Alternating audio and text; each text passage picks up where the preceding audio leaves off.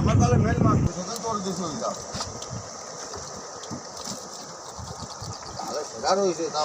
এক কাজ করো, ওই ছোট জাল রাখি দাও, আরেকটা ছোট জাল আছে, খালি বড়টা ছাড়াও ফটাফট, ওটাতে আরেকটা কাউ দিয়ে দাও।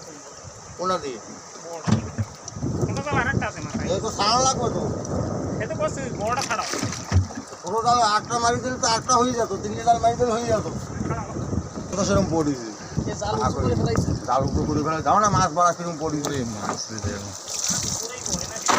আর বেশি জল না, নে নে একটু বাড়ানে আগে ছাড়াইনি, তাহলে মার মানে আবার ওই জায়গায় আসা লাগবে। যাই যাবি কি কি